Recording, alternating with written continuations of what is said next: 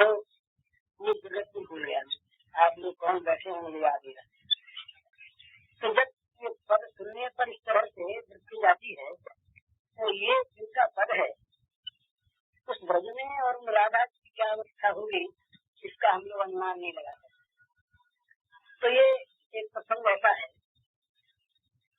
ये श्री राधा कृष्ण का जो पवित्रतम प्रेम है ये जगत के लोगों के समझ में आना बड़ा मुश्किल इसलिए कि हम लोगों की दृष्टि स्त्री पुरुष के चरित्र पर, व्यवहार पर, अंगों पर रहती है। इसलिए हमारा ध्यान जहाँ कहीं राधा कृष्ण का व्यवहार का नाम सुनते हैं उसी ओर जाता है, प्रवृत्ति हमारी निजी। और ये भगवान का जो दिव्य प्रेम राज्य है ये महान ऊंचा, यहाँ पर न जगत है, न जगत का काम है, न जगत की किसी प्रकार की कोई भावना है, न कल्पना है। यहाँ है केवल बिहारी और बिहारिणी, राधा और कृष्ण, ये दो। तो श्री राधा की एक दिन उनके यूं तो राधा कृष्ण का नित्य मिलन है और नित्य ये एक साथ रहते।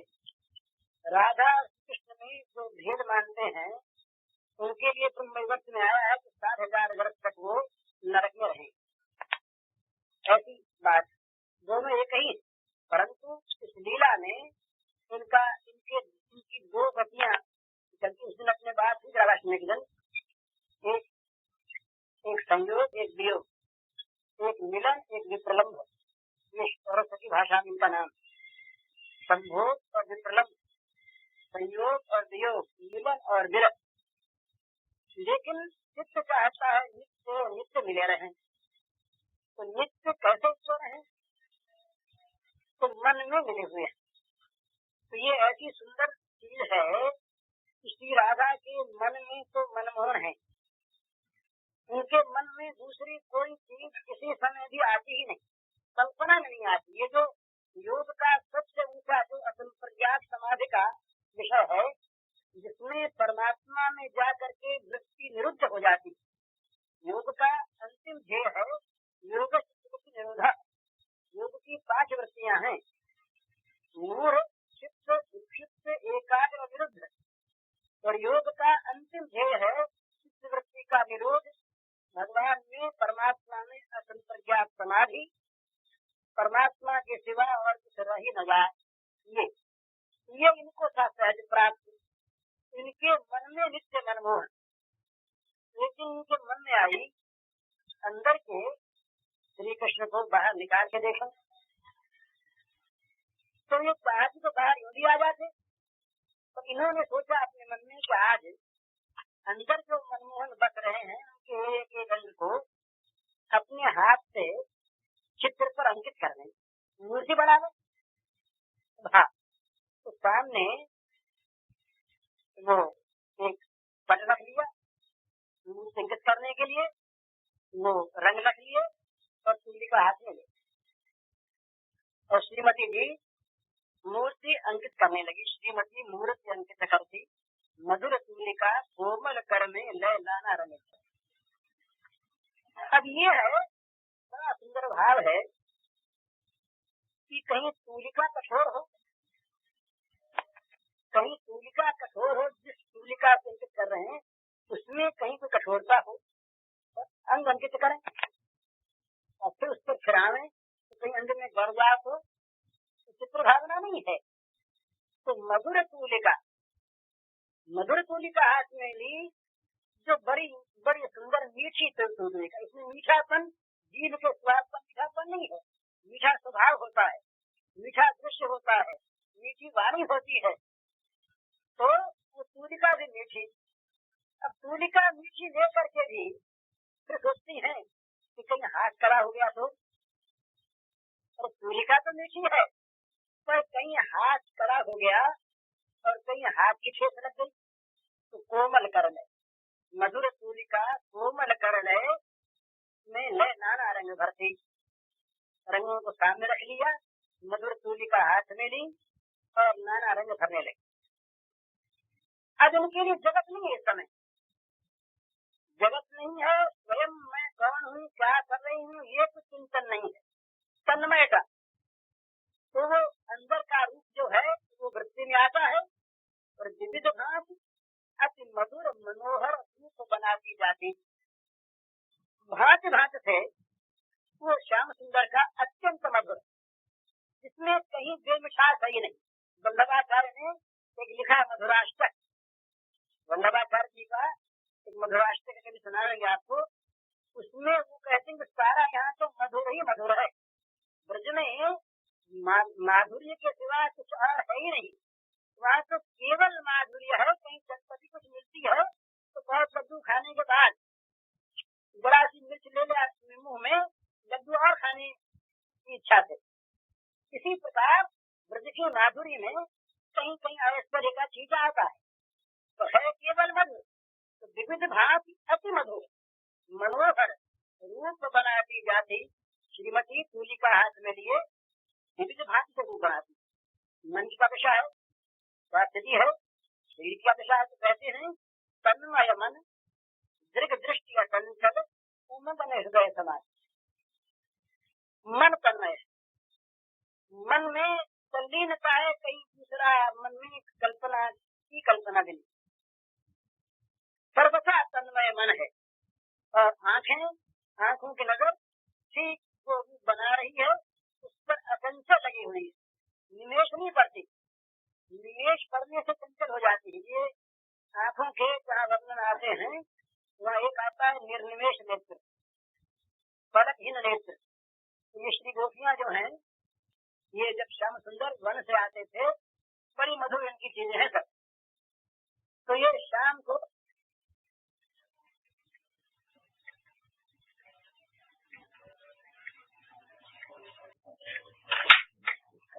उस समय कहीं पलक पड़ जाती। तो ये भागवत में आया है, वो ब्रह्मा जी की बुद्धि पर पलक खाती कि ब्रह्मा ने बड़ा पलके क्यों बना दी। त्रुटि उगाए थे, ये त्रुटि उगाए थे, एक त्रुटि आंख की पलक पड़े इतनी देर, तो मालूम होता है युग बीत गया, युग बीत गया। इस प्रकार से सृष्टि निर्निमेश हो जाती है इनकी अचंचल भगवान का। और ये सभी की चीज है, बड़ा भगवान का रूप कभी हमारे सामने आ रहे हैं। अगर कभी आ जाए तो आंखें पलट जाती, आंखों में निमेश काम करना बंद कर देती है, पलकें नहीं पड़ती, उस प्रकार का रूप होता है। तो तन्मय मन दीर्घ दृष्टि अचंचल, और साथ साथ दर्शन हो रहे हैं एक जगह के, अपनी द्वारा अपने आप लिखे हुए पर दर्शन हो रहे हैं। उमंग में हृदय समाधि, हृदय में उमंग है वो समा नहीं रही है। हृदय उमंग से भरा है, मन तन्मय है और दृष्टि अचंचल है। अब जरा भगवान का ध्यान करिए, बड़ा सुंदर राधा जी के मन का ध्यान जो लिख रही, नव नीरव सुचि नील श्याम तनु उज्ज्वल आभा आंखें। श्री कृष्ण के शरीर का वर्ण करता है, ये है श्याम नीला उज्ज्वल आभायुक्त, ये इसका संस्कृत नाम समझिए। जैसे श्याम को वर्ण है और उस पर नए नीले बादलों का रंग और आ रहा, और उस पर तेज की उज्ज्वल आभा जो है वो उसके ऊपर छा रही है। तो श्याम नीला उज्ज्वल आभायुक्त, ये भगवान श्री कृष्ण का वर्ण है। श्री कृष्ण के और राम के वर्ण में इतनी अंतर है। राम का वर्ण जो है ये श्याम हरिताज उज्ज्वल आभायुक्त, केकी कंठा नीलम, उनका जो वर्ण है श्री रामचंद्र का, उस वर्ण में ये मोर के गले में जो हरियाली युक्त नीलिमा है, हरोपन को किए हुए नीलिमा है, ये नीलिमा है। और श्याम सुंदर श्री कृष्ण के वर्ण में ये बादलों की नीलिमा है। तो ये श्याम नीलाभ उज्ज्वल आभायुक्त, श्याम श्याम रंग है, श्याम पर नीली आभा है और नीली आभा पर उज्ज्वल आभा है। वो नवनीरव नील श्याम तनु उज्ज्वल आभा आंखें। श्रीमती ने नए बादलों के समान नील श्याम वर्ण बनाया और उस पर उज्ज्वल आभा अंकित की दिखने लगा। वर्ण थी और श्याम, उस पर नील आभा है, उस पर उज्ज्वल तेज पुंज छा रहा है, इस प्रकार का वर्ण बनाया। इसके बाद भाग विशाल तिलक मृग मद के प्रकृति मनोहर बांकी। विशाल ये ललाट है और उस पर कस्तूरी के तिलक लगा दिए और प्रकृति बनाई। तो पहले तो प्रकृति को सुंदर तो बना दिया। मनोहर का अर्थ है जो सामने आते ही मन को हर ले, मन को हरण करने वाली भ्रकुटी। भगवान के आंखों के जो भौं जो है ना, इनको भ्रकुटी कहते हैं। तो भ्रकुटी जो है ये बड़ी सुंदर बनी, पर जब तक भ्रकुटी में सीधापन है तब तक सौंदर्य में कुछ कमी रहती। भ्रकुटी थोड़ी सी टेढ़ी होनी चाहिए। तो श्रीमती ने श्री कृष्ण की भ्रकुटी अंकित की, मनोहर और बाकी। इसके बाद नीचे उतरे, नयनों पर आए तो सरस नयन शोभा के आकर मोहन आजे अंजन। नयनों में रस होता है, बड़ी उसकी तो आंखें बड़ी रूखी आंखें देख के डर जाता है आदमी, सहम जाता है। रूखी आंखों से प्रेम नहीं उत्पन्न होता। तो सरस आंखें कौन है? जो रस बहाती, देखने वाले के हृदय को सरस कर देती है। जिस तरफ वो आंखें गई उसके हृदय में रस पैदा कर दिया। ऐसी आंखें होती है। यह आंखों का बड़ा शास्त्र है। नेत्रों पर बहुत बड़ा साहित्य। नेत्र कौन कहते हैं? तो नेत्रों में जो सरसता होती है वो कैसी होती है? जहाँ नेत्र पड़े वहीं पर उसको सरस कर दिया, उसमें रस आ गया, रूखा तो मिल गया उसके अंदर। एक जीवन में तो क्या करें, जीवन तो जीवन में रस रहे। दुखी लोग कहते हैं कि श्री कृष्ण के नेत्र ऐसे हैं कि जिन नेत्रों के सामने आते ही हमारे अंदर रस पैदा हो जाता है, जीवन की हीरत रह जाती। तो ऐसे और फिर वो कैसे शोभा के आकर, आकर कहते हैं खान, खान को कहते हैं आकर। तो मानो शोभा की तो खान ही है वो। शोभा का एक दो शोभा के नहीं, शोभा वो नेत्र जो है मानो शोभा की खान है। और वो तो फिर ये शोभा की खान तो नेत्र, और फिर वो सरसता पैदा करने वाले सरस, और फिर उनको और भी सुंदर बनाने के लिए श्रीमती ने उन आंखों में मोहन अंजन आनी किया। अंजन भी मोहन, किसी के काजल की रेख को देख करके मन मोहित हो जाए। तो मोहन आजे अंजन, एक तो सरस नयन, सरस नयनों में फिर वो शोभा की खान, और फिर उस पर मोहन अंजन आने दिया। सुरमा, अंजन कहते हैं सुरमे को, मोहन सुरमा लगा दिया। अब वो कैसे हो गए और वो कैसे हैं? नेत्रों का वर्णन करते हैं। अतिशय चपल चोर चित वित्त के सुर ऋषि मुनि मन रंग, बड़े चपल। जिसमें जो नेत्र स्थिर नहीं है, जो स्थिर नहीं है, बहुत वर्षी है ना, नहीं बताते। ये तो चंचल होकर के जहाँ तहाँ इस तरफ चारों तरफ दसों दिशाओं में नित्य निरंतर अशुद्धि वर्षा करने वाले जो है, इसलिए अतिशय चपल। चपल ही नहीं है, अतिशय चपल है। क्षण भर भी ये नेत्र स्थिर नहीं रहते, इनके बड़े चंचल नेत्र हैं। और ये करते क्या है? जहाँ जाते वहाँ करते क्या है? ये और तो चोर आते हैं, वो मनुष्यों के पार्थिव धन को हरते। और ये नेत्र कैसे हैं? चोर चित्त वित्त के, चित्त रूपी धन के चोर हैं। और वो चोर नहीं चुराते, चित्त रूपी धन के चोर, चित्त वित्त के। तो चित्त रूपी जो वित्त है, धन है, तो चित्त रूपी धन के चोर अतिशय चंचल। चोर बड़े चंचल होते हैं। चोर जो होते हैं ना, बड़े चंचल होते हैं, लिया और भागे। तो ये क्या करते हैं? जहाँ गए चित्त वहाँ का लिया, चोर लिया और भागे, चुराए और भागे, चुराए और भागे। इस प्रकार अतिशय चपल चोर चित्त वित्त के अत्यंत चपल है, और चित्त वित्त को चुरा नहीं सकते हैं, प्रसिद्ध चोर है। और लोग जो है और चोर दूसरे, इनका नाम है मन चोर, चित्त चोर। तो बोले चोरी करके फिर करते क्या है? बोले चोरी खरीद कर ले जाते हैं और उसमें प्रसन्नता भर देते हैं। ऋषि मुनि मन रंजन, ऋषि मुनियों के मन को भी चोरते हैं ये इनकी चोरी से कोई बच नहीं सकता। बड़े बड़े ऋषि मुनि, बड़े बड़े तपस्वी, बड़े बड़े बूढ़े बड़ेरे लोग, भीष्म, महाभारत में आता भीष्म और व्यास देव बड़े बूढ़े, 250 वर्ष के तो भीष्म थे, समझो। तो इतने बूढ़े ये लोग, बाल्मीकि उनसे बड़े, शांतनु के भाई थे बाल्मीकि, इतने बूढ़े बूढ़े लोग मुझे सामने आते श्री कृष्ण, इनको देखते ही इनका चित्त चंचल हो जाता, क्षुब्ध हो जाता, नेत्र वहां से हटते। इन बूढ़ों के नेत्र जो संसार के का परित्याग कर सके, और ऋषि मुनियों के नेत्र जिनके पास मन रहा नहीं, वह मन बन जाता था।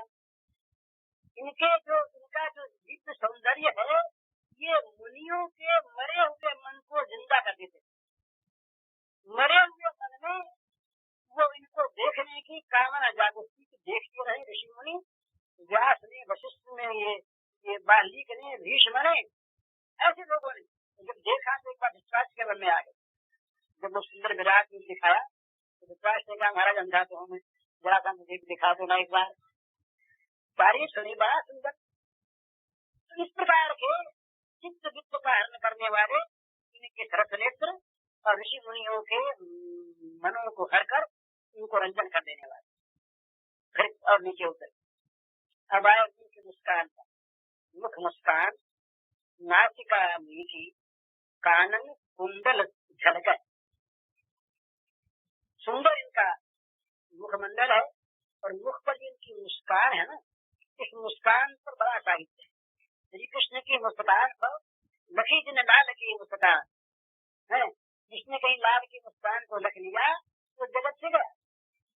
तो एक कवि ने कहा कि भाई एक काम करो, उस रास्ते में चले जाना। बोले क्यों? बोले वहाँ एक चोर बैठा है, चोर बोला क्या हर लेगा, हमारा क्या ले लेगा, और उसके पास क्या हथियार है, और हथियार उसके पास मुस्कान है, सामने जाते चला लेता है और हंसते ही तुम लुट जाते हो। जहाँ उसकी हंसी एक बार देखी लुट गए। ऋषि हो जाए तुम, मुनि हो जाए, तुम्हारे पास अध्यात्म धन हो, तो वो महाराज जनक राजा राम और लक्ष्मण की रूप माधुरी को देख करके और महाराज भ्रमित हो गए और आंखों में आंसू आ गए, शरीर पुलकित हो गया, छिपा न सके। तो जनक से बोले कि ये उनसे बोले विश्वामित्र से, जनक जी बोले महाराज ये कौन है? निगम कई गावा किया वेद ने जिनको नेति चाकर गाया है, क्या वो वेद ही तो दोनों रूप ढक नहीं आ गया? बोले क्यों पूछते हुए? तो दशा कहते सरस रूप मन मोरा सकित हो जिन चंद्र चकोरा नहीं सिलोकत अनुरागा बरबस ब्रह्म सही मन प्यारा नहीं सिलोकत अति अनुरागा बरबस ब्रह्म सही मन प्यारा। विश्वामित्र जी महाराज, मैंने कभी अभ्यास करके मन में वैराग्य की भावना नहीं की। मेरा तो मन वैराग्य रूप है, सहज विराट रूप मन मोरा। मैंने संसार में दुख दोष देख करके वैराग्य प्राप्त किया हो तो नहीं, मेरा मन वैराग्य रूप ही है, वो मेरा मन इनकी आंखों के सामने आते ही क्या हो गया? थकित हो चंद्र चकोरा। जैसे चंद्रमा को देख करके चकोर के नेत्र थकित हो जाते हैं, थम जाते हैं वहीं पर, इसी प्रकार मेरा मन इस सूरत पर, इनके सौंदर्य पर मुग्ध होकर रह गया। और बोले तुम तो ब्रह्म ज्ञानी हो ना, क्या हुआ? अरे बोले महाराज ब्रह्म ज्ञान तो मेरा रह गया। कि नहीं विलोकत अति अनुरागा बरबस ब्रह्म सही मन त्यागा। इनको देखते ही, विलोकत देखते ही इतना प्रेम हमारा मेरे हृदय में कि ब्रह्मानंद ने जबरदस्ती मैंने रोका, दे रहो ब्रह्मानंद तुम तो मेरी चीज हो, पर ब्रह्मानंद रूप नहीं सका। ब्रह्मानंद को इस मन ने फेंक दिया, तुम्हारी आवश्यकता नहीं। इस प्रकार से मृदु मुस्कान, ये जो लाल की मुस्कान एक बज रहा था, हमने हंस के मुनियों के ऋषियों के सबके मन को चुरा ले, लूट ले, रास्ते में लूट ले, घाट पर लूट ले, बात पर लूट ले, सब जगह जहाँ सामने आ जाए, जिसके सामने आ जाए। ये खरदूषण राम को देख करके बोले भैया ऐसा तो रूप हमने कभी देखा ही नहीं आज तक। शत्रु तो बहुत देखे पर ऐसा नहीं। ये तो राम रूप वहाँ पर था जहाँ हाथ घूस मार ली, और ये तो मुरली मनोहर चार केवल रूप ही रूप, कोई चीज ही और नहीं। तो मुख मुस्कान, नासिका नीति, कान में कुंडल झलकेगा ये है कि इनके जो कपूर है ना, कपूर गाछ, इनका ऐसा सुंदर भाव है। एक तो नील, एक तो श्याम वर्ण है, श्याम पर नील आभा है, और नील आभा पर उज्ज्वल ज्योति है। उज्ज्वल ज्योति पर जितने और अंग हैं, और अंगों की अपेक्षा जो कपूर है, कुछ ललाई होती है, हरेक के काले आदि की ललाई होती है। उस पर वो अरुणाभा और है, अरुणाभा पर तो कुंडल जो कानों में है रत्नों के, वो झलक रहे हैं, उनकी आधार पर रही है। इस प्रकार से ये कुंडल जो कानों में झलक रहे हैं, ये भगवान के मुखमंडल को और विभाषित कर रहे हैं। फिर केश कृष्ण घन घूंघर वारे, पितु से बिछुरी अलक है। अलक कहते हैं ये केशों, जो घुंघराले केश होते हैं, इनको अलग कहते हैं। बड़े काले काले भगवान के बाल हैं और घुंघराले हैं, घूंघर पड़ी हुई है, और जो लटे हैं, अलके माने लटे, इधर उधर बिखरी हुई है, बिखरी हुई है, और सिर पर मणिमय मुकुट है, और उसमें मयूर का पिच्छ लगा है, केवल मणियों का नहीं। ये सुंदर जो भगवान के मस्तक पर मुकुट विराजित है, बड़ी शोभा हो रही है। कंब कंठ, शंख का सा इनका कंठ है, बनमाल विराज है, उस पर बन की माला पहने हुए है, रत्नहार उड़राज है, और हृदय पर रत्नों का हार विराजित है। पीत बसन चमकत दामिनी सो, जो इनका पीला वस्त्र है वो बिजली सा चमक रहा है, मामूली पीला वस्त्र नहीं, और कट किंकिनी अति सो है। कटी में, कमर में एक किंकिनी सागर इन्होंने जो बजाने वाली पहन रखी। ये रूप बनाकर देखा उन्होंने, अपने रूप को बनाया हुआ, तो निरखी निरखी निज अंकित मूर्ति, भामिनी निज मन मोह, अपने हाथ से बनाई हुई मूर्ति को देख करके और राधा जी स्वयं मोहित हो गई। कहाँ तक आया वर्णन? मस्तक से कटी, कमर तक आया, कमर का धनिया। अब रहे नीचे के पैर, अंकित करने है ना, तो कलम हाथ में थी, चूड़ी का हाथ में थी। अब अंकित करते करते ही भाव आया, तो भाव आते ही कलम को खींचना। क्या भाव आया? चरण उभय आंखें नहीं किए कि गहरी बात विचार। भाव है बोला, यहाँ आप हम लोग कहेंगे बोले तो बड़ी बेवकूफी है। बेवकूफी क्या, वहाँ तो भाव राज्य है, वहाँ तो कुछ और चीज है ही नहीं। भाव आया, चले अगर इनके हम पैर बना देंगे, पैर हो जाएंगे, भाग जाएंगे, तो कहीं पैर हो गए प्रावधान के और भाग गए तो चरण कमल, चरण उभय आंखें नहीं किए के गहरी बात विचारी, आज जाओ जीवन धन पाते है। जो चरण के पाओ तो फिर कहा बने वो, मेरे यही सोच रखा है। मन में आया कि भाई ये चरण नहीं बना, अगर इनको चरण मिल गए तो ये बड़े भागने वाले हैं, चपल भाग जाएंगे तो फिर मेरा क्या हो। ये अगर निकल गए यहाँ से, भाग गए, बड़े बनाओ भाग गए, फिर बड़ी मुश्किल होगी। इस डर से और चरण कमल बनाए नहीं, चरण कमल चरण उठे आंखें नहीं पिए के शहरी बात बेचारी। शंका हो गई, क्या शंका होगी? वही भाग जाए जीवन धन पाते, जो जन्म नहीं के पाए तो फिर कहा बने वो मेरो, यही सोच और छाए। सोच मन में आ गया फिर क्या होगा, नहीं बनाया। जब वहाँ स्थिति क्या थी कि जब से ये राधा जी हाथ में कलम लेकर के अंकित करने बैठी, ये तो हो गई तन्मय। और श्याम सुंदर पीछे आगे खड़े हो गए, सभी खड़े हो गए।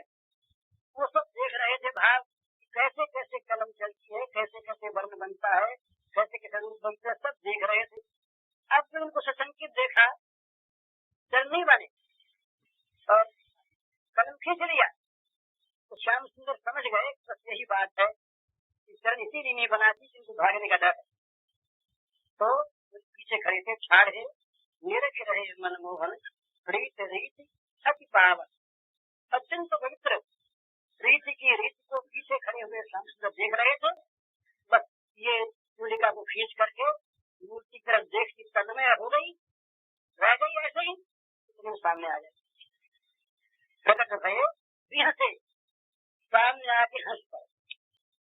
इनको हंसना देख करके पुलकित संग भाई शिवाला जी को रोमांच हुआ आया इसके मन भावन को देख करके। ये लीला प्रसंग है। कहने का मतलब ये है कि ये भाव राज्य जो है ना, इसमें जहाँ तक ये जगत की स्मृति है और जगत के इन विकारों की स्मृति है, जगत के इन गंदे व्यवहारों की स्मृति है, वहां तक इस भाव राज्य का आनंद नहीं आता। इसमें तो अलौकिक जो दिव्य आनंद है, जहाँ पर निज सुख की कल्पना का सर्वथा अभाव है, माने मोक्ष की इच्छा में भी ये भावना रहती है कि मैं बंधन में हूँ, मेरी मुक्ति हो जाए। वहाँ भी अहम के मंगल की चिंता है, अहम की स्मृति है। और अहम न हो तो मुक्ति किसकी चाहेगा? तो अहम है और अहम बंधन में है, तो बंधन में पड़े हुए अहम को मोक्ष मिले, छुटकारा मिले, ये वृत्ति ब्रह्म ज्ञान के समीप पहुंचे हुए साधनी रहते। लेकिन यहाँ अहम का कोई संबंधी नहीं, सारा अहम उनके अहम में जाकर के मिल गया। अब किसी तरह से अहम की चिंता ही नहीं है, कोई परवाह नहीं है। ये जो दिव्य राज्य है, इस दिव्य राज्य में तन्मयता और केवल श्री कृष्ण सुखेच्छा ये जीवन बन जाता है। और इसमें श्री राधिका जी जो है ये सर्वोच्च मानी जाती है। इनकी जो तन्मयता है ये सबसे ऊंची मानी जाती है। क्यों मानी जाती है कि इनमें इसी प्रकार से कभी भी अपनेपन की कोई चाह, अपनेपन की कोई परवाह, अपनी किसी प्रकार की इच्छा, अपने सुख का किसी प्रकार का स्मरण इनके मन में कभी होता ही नहीं। इसीलिए राधा भाव को महाभाव कहा। और ये सबसे ऊंचा नारद जी ने जहाँ पर इनका नाम लिया, कभी प्रेम किसको कहते हैं, प्रदर्श का अखिलाचार का सब विस्मरण परम व्याकुलता, ये प्रेम। तो ये प्रेम था किसमें? तो यथा ब्रज गोपिका नाम, ब्रज की गोपियों, और ब्रज की गोपियों में सर्वोच्च सबसे अधिक आदर्श कौन? श्री राधा जी। तो श्री राधा जी का जो भाव है ये केवल श्री कृष्ण के साथ निरंतर तन्मयता का भाव है, अपने सुख की कोई इच्छा नहीं। तो ये भाव जब होता है मनुष्य का, जब वो श्री हो जाता है, उसके बाद कुछ करना नहीं बनता। तो साधना में ही ये दशा होती है कि जगत भूला जाता है। जब पुलिस राज्य में प्रवेश कीजिए, तो अगर प्रवेश हुआ उतनी तन्मयता आएगी कि कौन बैठे हैं, क्या हो रहा है पता नहीं लगेगा, और लीला सामने आ जाएगी। आपके मन की लीला आपके सामने आ जाएगी। लीला में इतनी तन्मयता प्राप्त होगी कि जिसमें फिर किसी बात का मन में संकोच नहीं रहेगा, कल्पना नहीं रहेगी, संभ्रम नहीं रहेगा। सारा आदर्श तो एक जगह आकर के केंद्रित हो जाएगा। इस प्रकार की ये परम विशुद्ध परम भावना शिवाजी में है। उन्हीं का